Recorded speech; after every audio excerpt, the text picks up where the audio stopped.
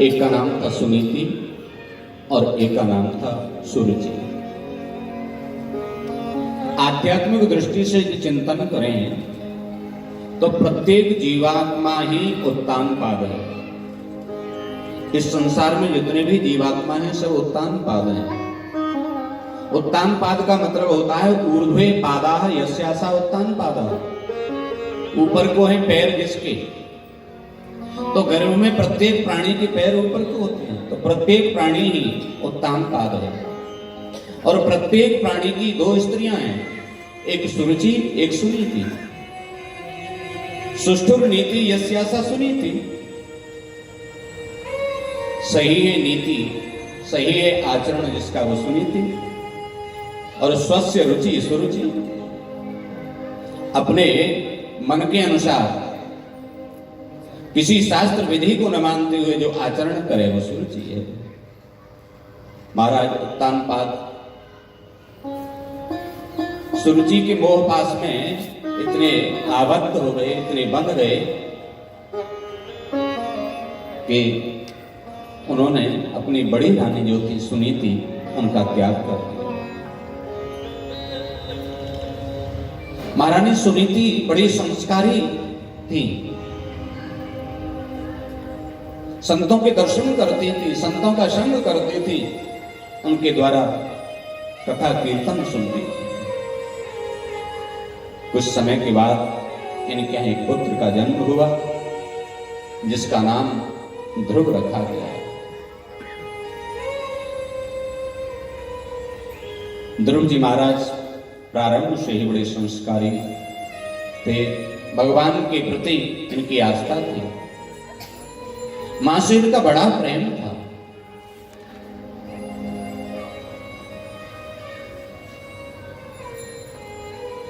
थोड़े और बड़े हुए तो मां ने कहा कि बेटा तुम थोड़ा खेल करके आया करो, यहां ऋषि कुमार रहते हैं उनके साथ खेल लिया करो। तो ध्रुव जी ने कहा मां मैं यदि खेलने चला जाऊंगा तो आप अकेले रह जाएंगे।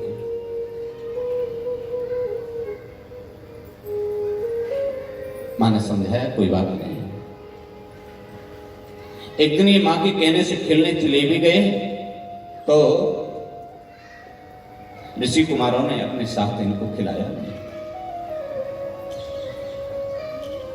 नहीं ध्रुव तुम हमारे साथ नहीं खेल सकते क्योंकि तुम्हारी मां का तुम्हारे पिता ने त्याग किया हुआ है। तुम परित्यक्त नारी के पुत्र हो। छोटा सा बालक वो क्या जाने, आज रोते हुए ध्रुव जी अपनी मां के पास आए। मां मेरी इस 5 वर्ष की अवस्था में अभी तक मैंने आपसे कभी कुछ मांगा नहीं, कुछ कहा नहीं।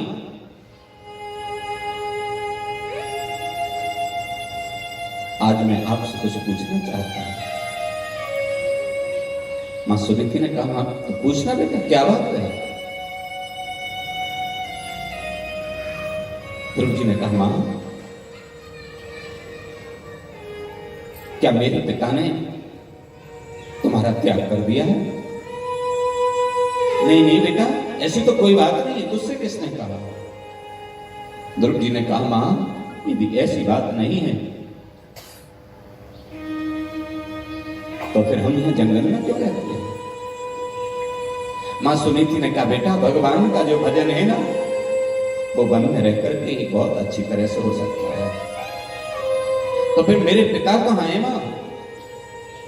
मां सुनीति ने कहा देख वो बड़े बड़े महल देख रहा है ना तो तेरे पिता के हैं, वहीं रहते हैं।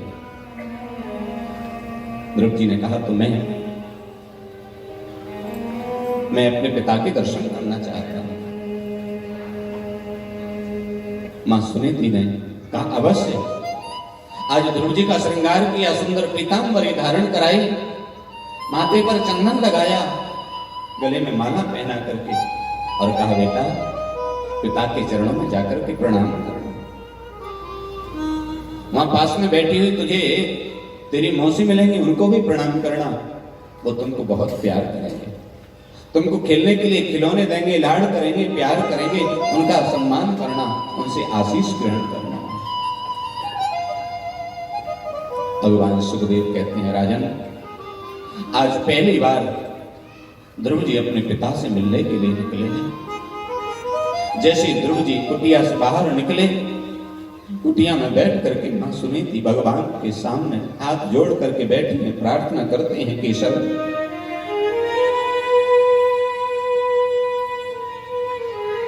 आज पहली बार ध्रुव अपने पिता के दर्शन करने के लिए जा रहा है।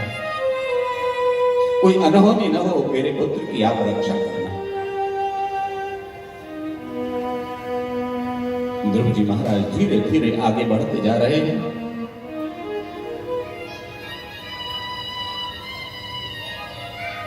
महाराज उत्तानपाद सिंहासन पर बैठे हैं,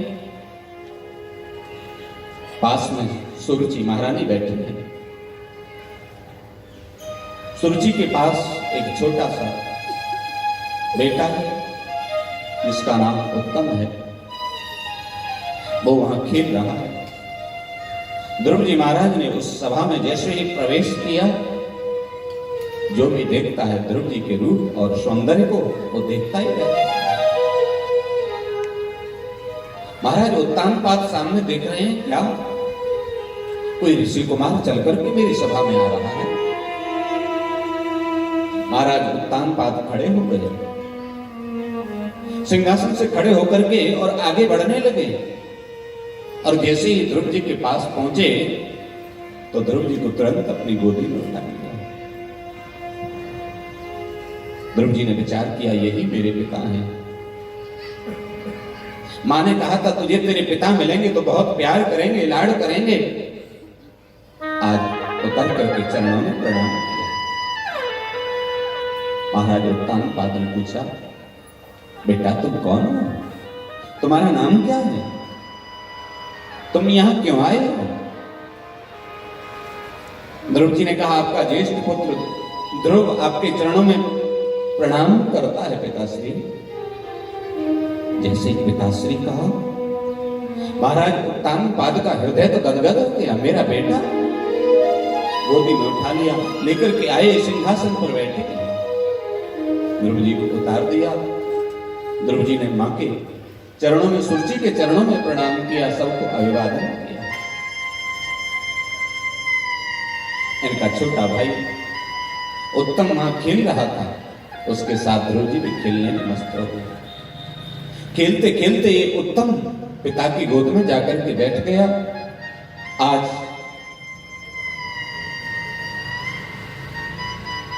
ध्रुव जी के मन में भी आया कि मैं भी अपने पिता की गोद में जाकर के बैठूं। जैसे ध्रुव जी पिता की गोद में बैठने के लिए आगे बढ़े और पिता की गोद में बैठना चाहते थे, तैसे सुरुचि ने हाथ पकड़ करके खींच लिया। नहीं ध्रुव, कहां जाते हो।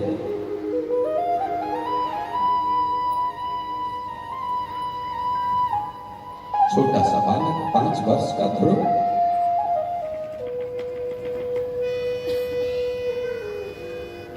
मैं पिता की गोद में बैठना चाहता हूं मां।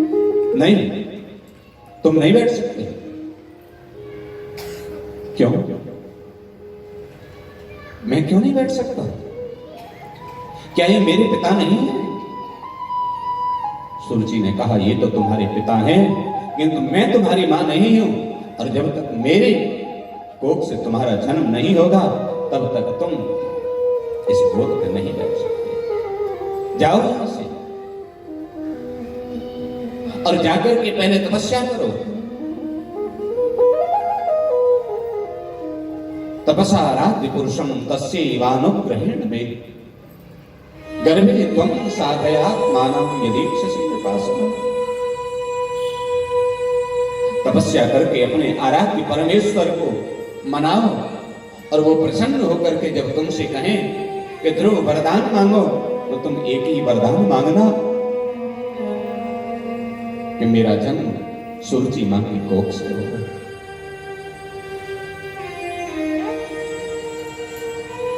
आज सुरुचि ने अपने को भगवान से भी ऊपर मान लिया। जब मेरी कोख से, मेरे उदर से तुम्हारा जन्म होगा, तब तुम इस गोद में बैठ पाओगे, तब तक नहीं बैठ सकते। जाओ यहां से। जैसे ध्रुव जी को सुरची ने धक्का दिया, ये तो छोटा सा बालक रोते रोते और दौड़ पड़ा अपनी मां की तरफ।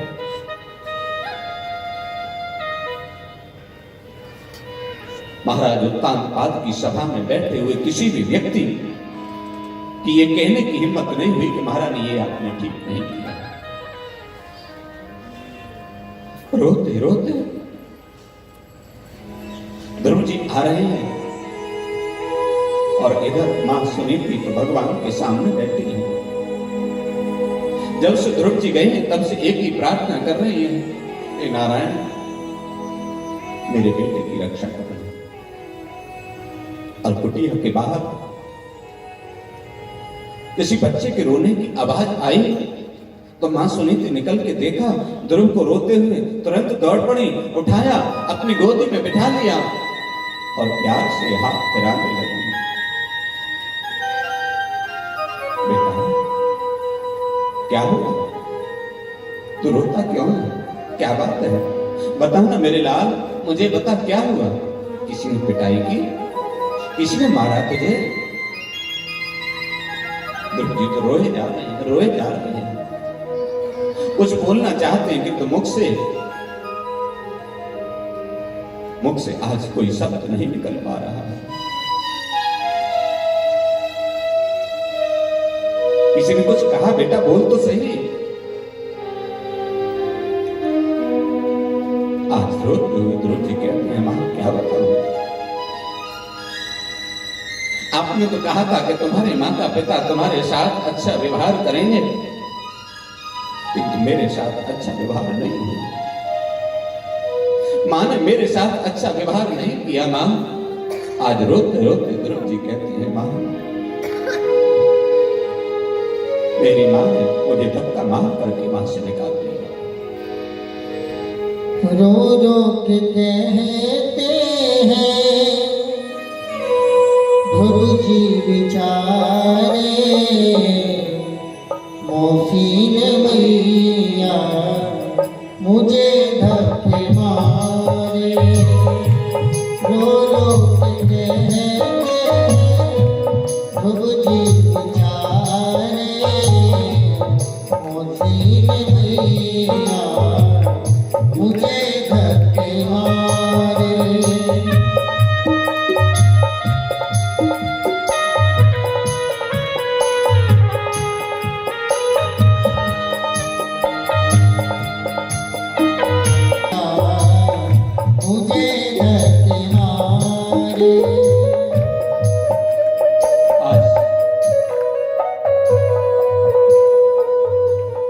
रोते हुए ध्रुव जी ने कहा, मां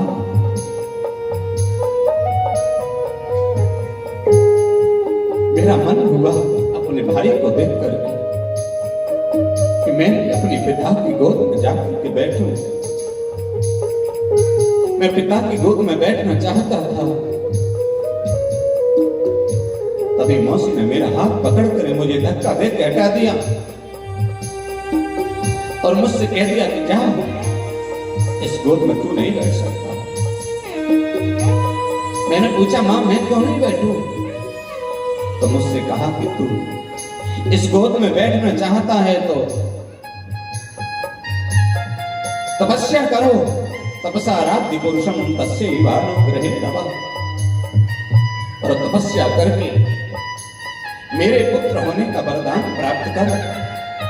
जब मेरे पुत्र होने का वरदान मिल जाए और मेरे उदर से तेरा जन्म हो, तब तू यहाँ बैठ सकता है।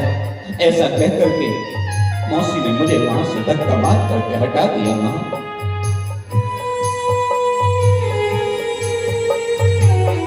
कभी गोद में बैठने को मिलेगा, हो कभी गोद में बैठने को मिलेगा, मेरी कोख से जन्म लेना पड़ेगा। अरे चल यहाँ से बचने उठा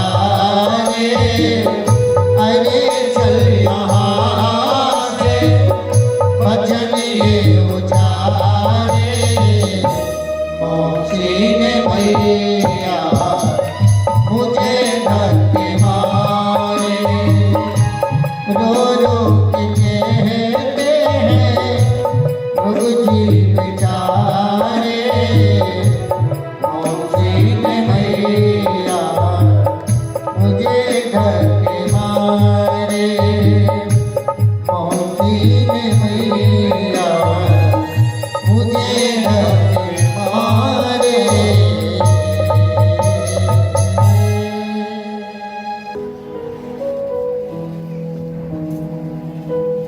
मेरी मौसी ने मुझसे ऐसा कहा।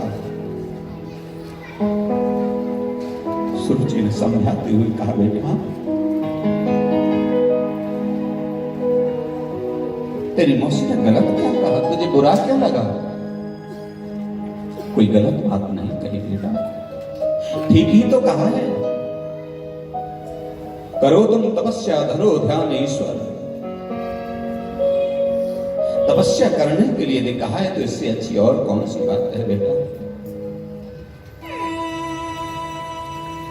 यदि परमपिता परमात्मा की गोद तुझे मिल जाएगी तो संसार की जितनी भी गोद हैं वो सब तुझे प्राप्त हो जाएंगे। बेटा किसी की अमंगल की कामना नहीं करते हैं।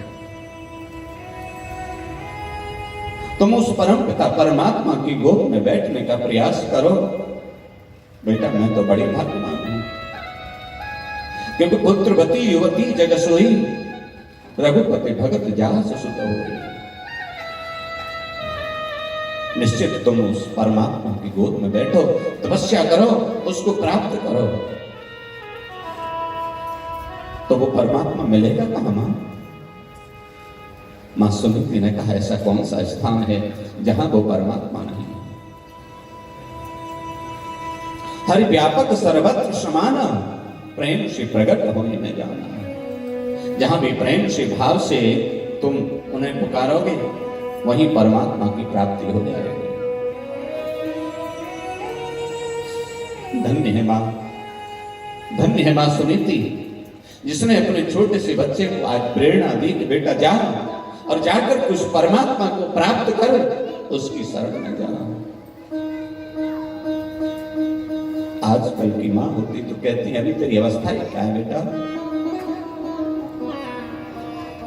ध्रुव जी ने कहा तो कब जाऊं? बोले अभी इसी वक्त, विलंब नहीं करना है। काल करे सो आज कर, आज करे सो अब।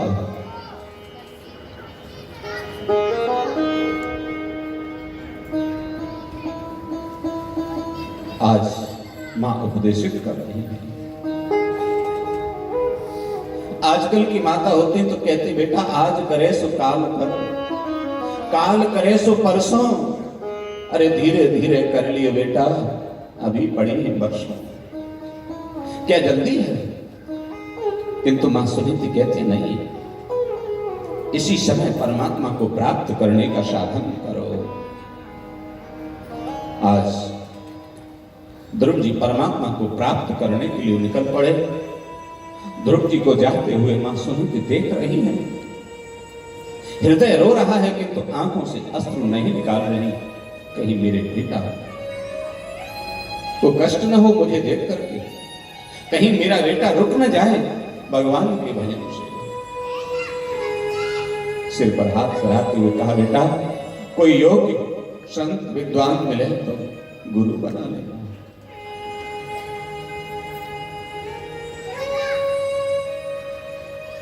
जीवन में गुरु का होना बड़ा आवश्यक है।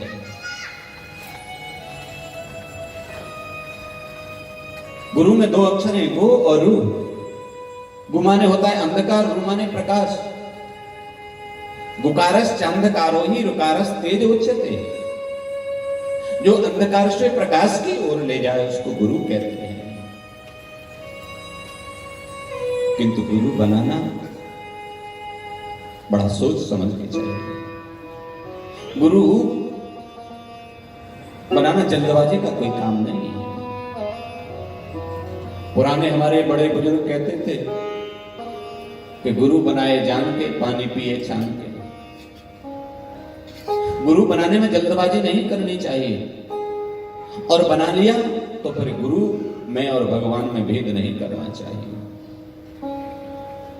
गुरु का स्थान तो भगवान से भी ऊंचा होता है, क्योंकि भगवान को प्राप्त करने का साधन, भगवान तक पहुंचने का मार्ग गुरु उपलब्ध कराता है।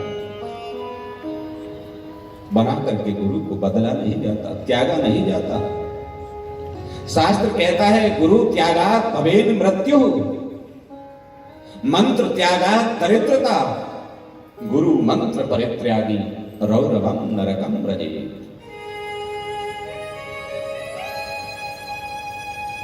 आज ध्रुव जी महाराज आगे बढ़े, नारद जी के दर्शन इनको हुए। नारद जी ने कहा बेटा कहां जाते हो? इन्होंने कहा मैं परमपिता परमात्मा की गोद में बैठने के लिए आया। नारद जी ने समझाया बेटा यहाँ तो बहुत जंगल है, बड़े बड़े हिंसक जीव जंतु यहाँ रहते हैं, यहाँ तुम्हें नहीं जाना चाहिए, जाओ घर को लौट जाओ। इन्होंने कहा नहीं बाबा घर नहीं जाना मुझे, अब तो घर जब तक लौट करके नहीं जाऊंगा, जब तक परमपिता परमात्मा की गोदी मुझे प्राप्त नहीं हो जाएगी तब तक लौट करके नहीं जाऊंगा। जब दृढ़ इच्छा शक्ति देखी तो पूछा बेटा तुमने कभी कोई गुरु बनाया है, कोई मंत्र प्राप्त किया है, कोई विधि प्राप्त की है परमात्मा को प्राप्त करने की? गुरु तो कोई नहीं बनाया बाबा। तो बिना गुरु के इस मंत्र को जपोगे? मनुष्य जो भक्ति होती है वो फलवती नहीं होती है। भक्ति करनी है तो किसी मंत्र की साधना करनी है, कोई मंत्र जपना है तो उसके विधान को किसी श्रेष्ठ गुरु से प्राप्त करके ही और उस मंत्र का जप अनुष्ठान करना चाहिए। इतिहास पुराण आदि वेद शास्त्र विधिम बिना कलौतु केवला भक्ति उत्पाता रेव कल्पते। बिना इतिहास पुराण वेद शास्त्र के, बिना गुरु की आज्ञा के मनुष्य जो भक्ति करते हैं वो विनाश को प्राप्त होते हैं।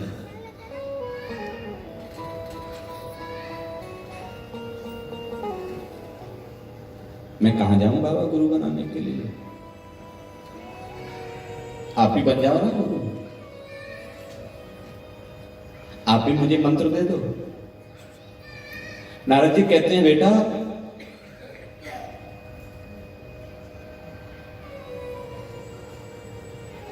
न यहां खाने को मिलेगा न पीने को मिलेगा, ये जंगल है, तू घर को लौट जा, कोई बात नहीं।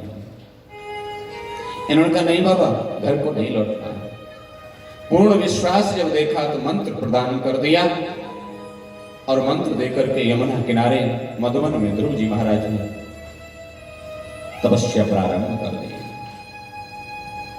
ओम नमो भगवते वासुदेवाय, इस मंत्र का जप उन्होंने प्रारंभ किया और पहले महीने में ये 3 दिन बाद कुछ फल खाते हैं और भगवान का भजन करते हैं। दूसरा महीना लगा तो 6 दिन के बाद कुछ पत्ते खा लेते हैं और भगवान का भजन करते हैं। तीसरे महीने में 9 दिन के बाद केवल पानी पीते हैं और भगवान का भजन करते हैं। चौथे महीने में 12 दिन के बाद केवल वायु का सेवन करते हैं और भगवान का भजन करते हैं।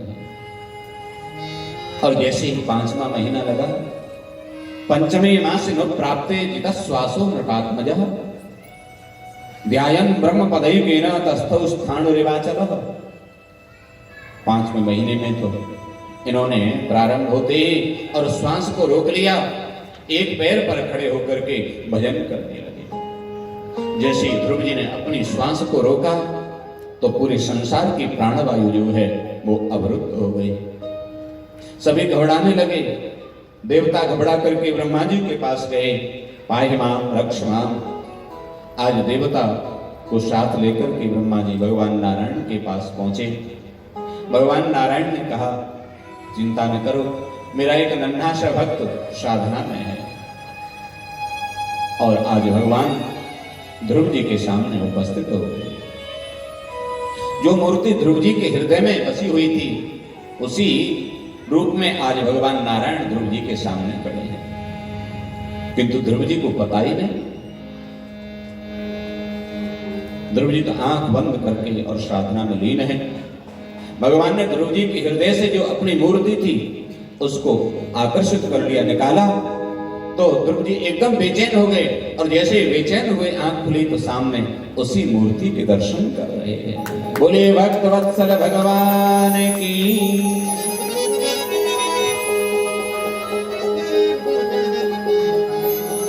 भगवान ध्रुव को देखते हैं, ध्रुव भगवान को देखते हैं, कोई किसी से कुछ बोलता नहीं। बहुत देर हो गई तो भगवान को हंसी आ गई, देखो मैं इतनी देर से खड़ा हूं, ये भला आदमी कुछ बोलता ही नहीं। भगवान को हंसते हुए देखा तो ध्रुव जी मुस्कुराने लगे। फिर भगवान ने अपना शंख लिया और ध्रुव जी के कपोल से स्पर्श कराया, और शंख का स्पर्श होते ही ध्रुव जी की जो वाणी है वो मुद्रित हो गई। भगवान के लिए क्या संभव है? मूकम करोति वाचालम पंगुम लंघयते गिरिम यत् कृपा तमहं वंदे परमानंद माधवम। जो भगवान कृपा करें तो गूंगा भी बोल सकता है, बहरा भी सुन सकता है, लंगड़ा भी पर्वत लांघ सकता है। भगवान कृपा करें तो कौन सा कार्य संभव है? मूक होए वाचाल पंगु चढ़े गिरिवर गहन जासु कृपा सुदयाल। आज भगवान ने कृपा की तो ये हाथ जोड़ करके भगवान की प्रार्थना करते हैं कि योत्तः प्रवेश्य मम वाचमिमां प्रसोक्ता संजीवयत्व किल शक्तिधर स्वधाम्ना अन्याश्च हस्तचरण श्रवणत्वगादि प्राणान्नमो भगवते पुरुषाय तुभ्यम्। ध्रुव जी कहते हैं हे गोविंद, अंतः प्रवेश, मेरे अंतःकरण में प्रवेश करके आपने मम वाचम इमाम प्रसुप्ताम मम वाचम, जो मेरी सोई हुई वाणी थी उसको जगा दिया। आपकी कृपा से हे सर्वशक्तिमान नारायण, मेरे हाथ पैर कान नाक सबने काम करना प्रारंभ किया, क्योंकि परमात्मा के बिना तो कुछ संभव ही नहीं है।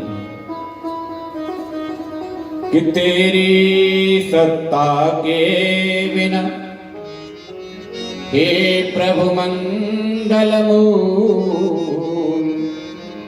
पत्ता तक हिलता नहीं, सुखिले न कोई फूल।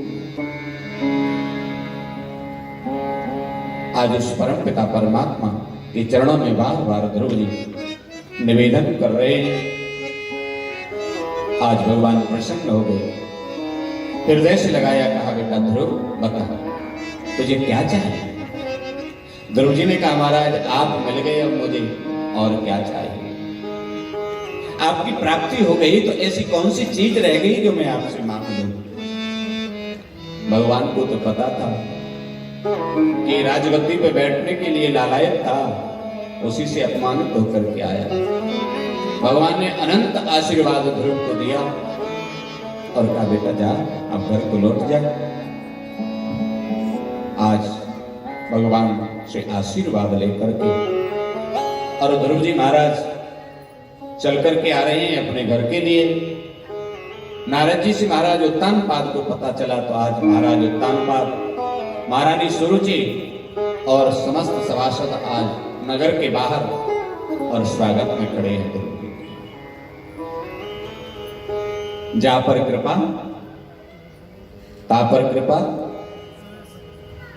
जिस पर राम की कृपा होती है उस पर सभी कृपा करते हैं। आज ध्रुव जी पधारे तो सबने स्वागत किया। ध्रुव जी ने आकर के सबसे पहले और माता सुरुचि के चरणों में प्रणाम किया। मानो कृतज्ञता ज्ञापित करते हैं द्रौपदी की, हे मां, यदि आपने वो कटु वचन न बोले होते तो आज मुझे भगवान की प्राप्ति नहीं होती। कभी कभी उल्टा हो जाता है। उन्होंने धक्का दिया हमको डुबोने के लिए, उन्होंने धक्का दिया हमको डुबोने के लिए, अंजाम ये हुआ कि हम तैराक हो गए। अंजाम ये हुआ कि हम तैराक हो गए। व्यक्ति सोचता कुछ है और हो कुछ जाता है, क्योंकि होता तो वही है जो परमात्मा चाहता है। आज पिता के चरणों में प्रणाम किया, मां सुनीति के चरणों में प्रणाम किया। द्रौपदी महाराज पधारे। 36,000 वर्षों तक इन्होंने राज्य किया। इनका जो भाई था उत्तम, वो शिकार खेलने गया, वहां यक्षों से संघर्ष हुआ, मारा गया। द्रौपदी महाराज ने उन पर आक्रमण किया, बहुत से निरपराधों का मार गिराया स्वयं। आज मनु महाराज पधारे और उन्होंने समझाया, बेटा नायम धर्मो ही साधु नाम ऋषि के साधु पुरुषों का, अच्छे लोगों का ये धर्म नहीं है, तुम्हें ऐसा नहीं करना चाहिए। आज सुखदेव भगवान कहते हैं, राजन, द्रौपदी ने बहुत लंबे समय तक राज्य शासन करने के बाद मृत्यु देवी के सिर पर पैर रख करके और ध्रुवलोक को प्राप्त किया। इन्हीं के वंश में इनके पुत्र हुए उत्कल, उत्कल के हुए अंग, अंग के पुत्र हुए बैन। बैन जो है वो बड़े अधर्मी राजा हुए। ऋषियों ने आकर के इनको समझाया कि ऐसा नहीं करते हैं, किंतु ये नहीं माने। इनको साप दे दिया, मृत्यु हो गई। इनके शरीर का मंथन किया गया और उससे प्रतु महाराज और अर्ची देवी जो है वो प्रादुर्भूत हुए। ये स्वयं लक्ष्मी नारायण के अवतार थे। आज प्रतु महाराज ने और पृथ्वी का दोहन किया। भगवान सुखदेव कहते हैं, राजन, प्रतु महाराज मानो ये बताना चाहते हैं कि संसार में बिना कुछ किए कुछ प्राप्त नहीं होता है। उद्यमे नहीं सिद्ध्यन्ति कार्याणि न मनोरथैः, नहीं सुप्तस्य सिंहस्य प्रविशन्ति मुखे मृगाः। कोई भी कार्य बिना किए हुए सिद्ध नहीं होता।